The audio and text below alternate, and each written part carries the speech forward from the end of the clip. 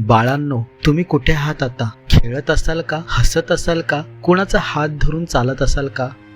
आम्हाला माहीत आहे तुम्ही आता इथे नाहीत आणि त्यासाठी आम्हाला माफ करा. बाळांनो, आम्हाला माफ करा. मे महिना, पुण्याच्या आसपास उन्हाळा होता. शाळा सुट्टीवर होत्या. मुलं घराबाहेर खेळत होती.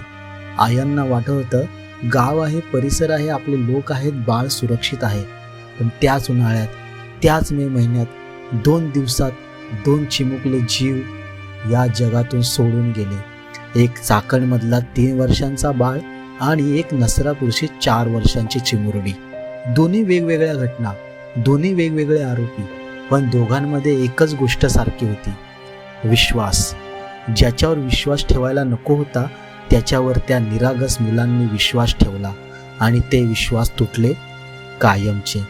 नमस्कार मित्रांनो, मी आहे क्राईम डायरी 302.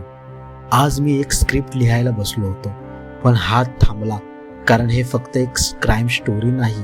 हे आपल्या माणसाचं अपयश आहे, आपलं अपयश आहे. आज आपण बोलणार आहोत चाकण आणि नसरापूरच्या 2 चिमुकल्यांबद्दल, जे या जगात फक्त काही वर्ष होते आणि आपण त्यांना वाचवू शकलो नाही. आज मी पहिलं पत्र लिहित आहे चाकणच्या त्या बाळासाठी. खरं तर माहीत आहे तू वाचू शकत नाहीस. तुला अ आ ई शिकायचं अजून बाकी होतं.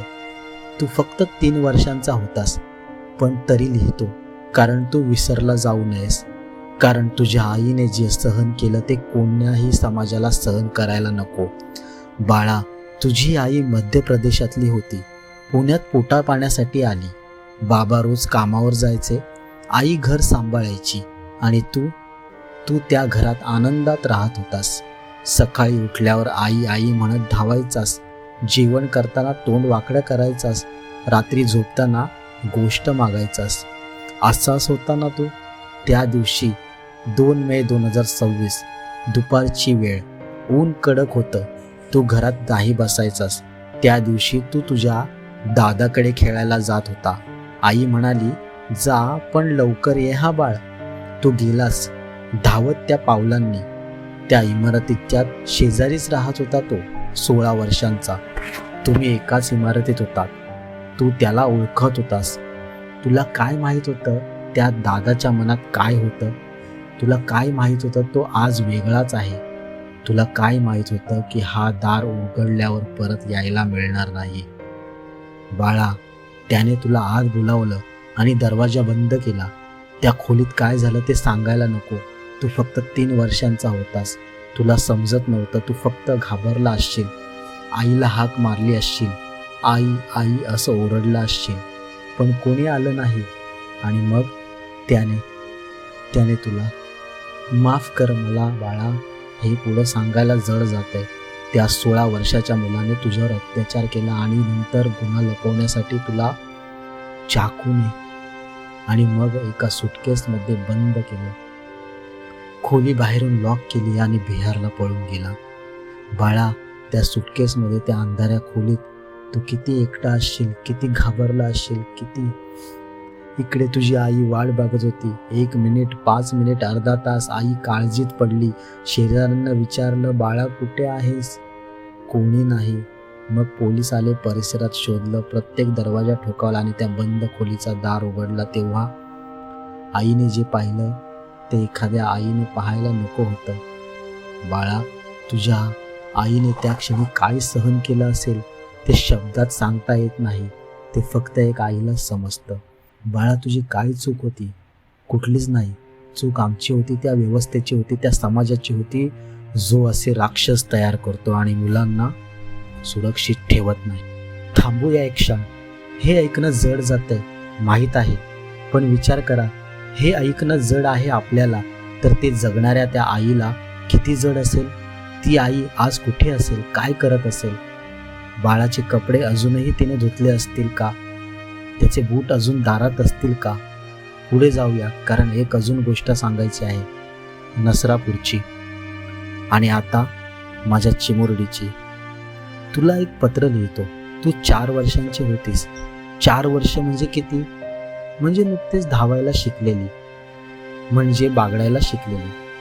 आईची साडी पकडून चालणारी, म्हणजे बाबांच्या खांद्यावर झोपणारी. तू नसरापूरला आजीकडे आली होतीस उन्हाळ्याच्या सुट्ट्यांमध्ये. आजीकडे यायचं म्हणजे किती आनंद असतो ना.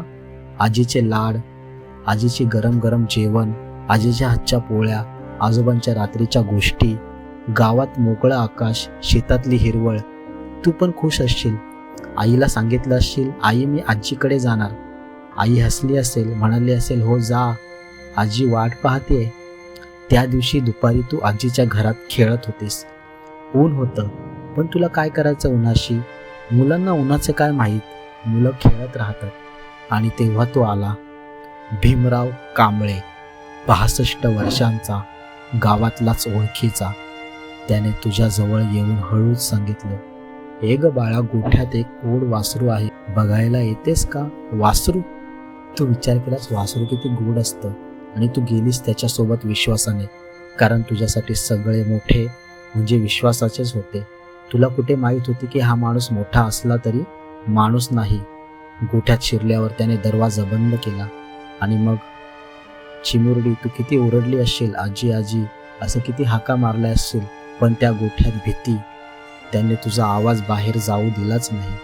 त्याने तुझ्यावर अत्याचार केला, एका 4 वर्षाच्या मुलीवर, एका निरागस चिमुरडीवर. आणि नंतर आपला गुन्हा लपवण्यासाठी त्याने तुला दगडाने, हे सांगताना त्रास होतोय, त्याने दगडाने ठेचलं एका 4 वर्षाच्या मुलीला. आणि नंतर तुला शेणाच्या ढिगाऱ्यात लपवलं. शेणाच्या ढिगाऱ्याखाली एका आईच्या लाडक्या मुलीला, एका आजीच्या जीवाभावाच्या नातीला, एका बाबाच्या राजकन्येला. इकडे आजी वाट पाहत होती. दुपार झाली, संध्याकाळ झाली, चिमुरडी गेली कुठे. आजी घाबरली. शेजारी विचारलं, गाव हलवलं. आई बाबा धावत आले. रात्रभर शोध, रात्रभर काळजी, रात्रभर हाका. आणि CCTV फुटेजमध्ये दिसला तो म्हातारा त्या मुलीसोबत चालताना. पोलीस गेले, त्याच्याकडे अटक केली. अवघ्या 1.5 तासात त्याने कुठे लपवलं ते सांगितलं आणि त्या शेणाच्या ढिगाऱ्याखाली ती सापडली. माझी चिमुरडी, ज्याने वासरू बघायला होकार दिला, ती. तू वासरू बघायला गेली होतीस. तुझी काय चूक होती? कुठलीच नाही. चूक होती त्या व्यवस्थेची, जी त्या राक्षसाला वर्षानुवर्ष मोकळं सोडत राहिली. चिमुरडी, आम्हाला माफ कर. मित्रांनो, आता मला एक कठीण प्रश्न विचारायचा आहे, स्वतःला आणि तुम्हालाही. आपण एक समाज म्हणून आपण काय करायला हवं होतं? पहिलं, आपण आपल्या मुलांशी बोलायला हवं होतं. कोणी एकट्याने नेलं तर ओरड, जोरात ओरड. कुठलाही माणूस असू दे, एकट्याने घेऊन जात असेल तर शांत राहू नको. हे संवाद आपण घरात करतो का? करत नाही, कारण विषय अनकम्फर्टेबल वाटतो. पण हे अनकम्फर्टेबल वाटणं मुलांच्या जीवावर बेतू शकतं. दुसरं, आपण आजूबाजूला नजर ठेवायला हवी. गावात, परिसरात, इमारतीत एखादा माणूस वेगळ्या नजरेने मुलांकडे पाहत असेल तर आवाज उठवायला हवा. पण आपण म्हणतो, आपलं काय जातंय, उगाच भांडण नको.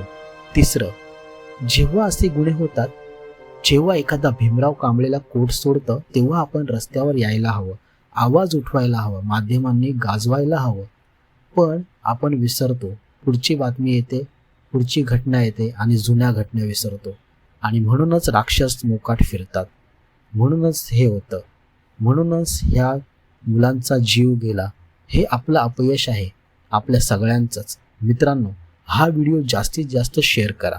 आपल्या मुलांना, आपल्या घरातल्यांना दाखवा. कॉमेंटमध्ये लिहा, बाळांनो आम्ही तुमच्यासाठी लढू. क्राईम डायरी 302ला सबस्क्राईब करा, बेल आयकॉन दाबा, कारण जेव्हा आवाज उठतो तेव्हाच न्याय होतो. जय हिंद, जय महाराष्ट्र.